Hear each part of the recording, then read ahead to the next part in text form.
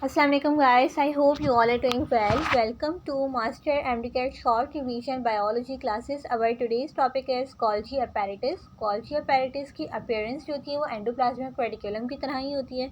It is an another cellular organelle which is present in both animal and plant cell. Golgi apparatus को discover किया था कैमेलियो Golgi scientist ने. किस सन में discover किया था? कैमेलियो गोल्जी ने इसको डिस्कवर किया था 1898 में. गोल्जी apparatus को lipochondria, postman of the cell, Dalton cell भी कहते हैं. अबेंडेंटली ये सिक्रेटरी सेल्स में होती है. सिक्रेटरी सेल्स मीन्स ग्लैंड्स जो होते हैं बॉडी में, वहाँ हमारे पास गोल्जी apparatus होता है. अब तीन चीज़ें आती हैं, Golgi body, Golgi apparatus, Golgi complex. अगर एक ही सिंगल मेम्ब्रेन हमारे पास गोल्जी बॉडी होगी उसको हम गोल्जी बॉडी कहते हैं. अगर तो हमारे पास कुछ गोल्जी बॉडी के अंदर स्पेस होगी, 2-3 गोल्जी बॉडीज़ होंगी, तो वो गोल्जी apparatus कहलाती है. इस तरह हमारे पास गोल्जी कॉम्प्लेक्स और गोल्जी वेसिकल्स भी होंगी, तो वो हमारे पास गोल्जी कॉम्प्लेक्स कहलाती है. सेल टाइप प्रोकैरियोट्स के अंदर नहीं होता गोल्जी कॉम्प्लेक्स, यूकैरियोट्स के अंदर होता है. एनिमल सेल में 3 to 7 सिस्टर्नाए होती हैं. लोअर ऑर्गेनिज्म में 30 सिस्टर्नाए होती हैं. प्लांट्स जिसमें डिक्टायोसोम भी कितना मोर देन 100 सिस्टर्नाए होती हैं. सिस्टर्नाए क्या होती हैं? वो जो एक सिंगल मेम्ब्रेन हमारे पास सिस्टर्नाए होती है ना, लाइक गोल्जी बॉडी. ग्लाइकोसाइलेशन एक ऐसा प्रोसेस होता है जिसमें हम एडिशन ऑफ कार्बोहाइड्रेट कर देते हैं. लाइक प्रोटीन के साथ कार्बोहाइड्रेट को मिलाएंगे तो ग्लाइकोप्रोटीन बनेगा. लिपिड के साथ कार्बोहाइड्रेट को मिलाएंगे तो लिपोप्रोटीन बनेगा. In short, addition of carbohydrate with another biomolecule is called glycosylation. ये हमारे पास आ सकती है डेफिनेशन पेपर में.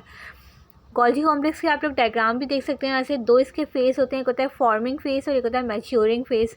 फॉर्मिंग फेस आउटर फेस होता है, कॉन्वेक्स शेप का होता है, इसको हम सिस एंड भी कह रहे होते हैं. जबकि जो मैच्योरिंग फेस होता है ये इनर फेस होता है, कॉन्केव शेप का होता है, इसको ट्रांस फेस भी कहते हैं.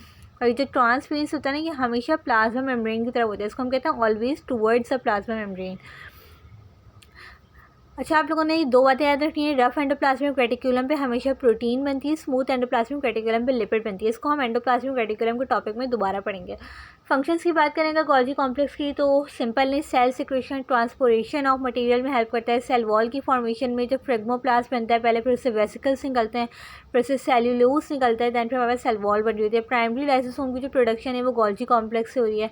पॉलीसेकेराइड की सिंथेसिस हमने पढ़ भी लिया ग्लाइकोसाइलेशन में, ये काम भी गोल्जी कॉम्प्लेक्स का है. इसके अलावा जो स्पर्म के अंदर स्पर्मेटोजोआ में एक्रोसोम फॉर्मेशन होती है वो भी गोल्जी कॉम्प्लेक्स का है. इसके अलावा विटेलाइन मेम्ब्रेन जो होती है एग की, वो भी गोल्जी कॉम्प्लेक्स से बना रहा होता है.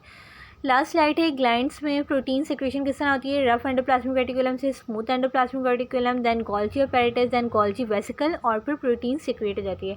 लिपिड सिक्रेशन में स्मूथ एंडोप्लाज्मिक रेटिकुलम से Golgi apparatus, then Golgi vesicle, and फिर लिपिड सिक्रेट हो जाता है. इस तरह से हमारे पास पूरा लाइक प्रोसेस चल रहा होता है प्रोटीन सिक्रेशन और लिपिड सिक्रेशन का. इन शॉर्ट जो वेसिकल्स होती है ना, वो गोल्जी कॉम्प्लेक्स में से निकल जाते हैं.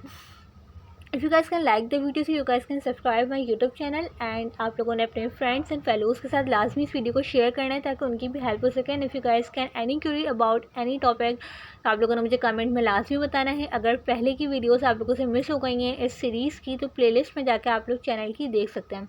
अल्लाह हाफिज़. Thank you for watching.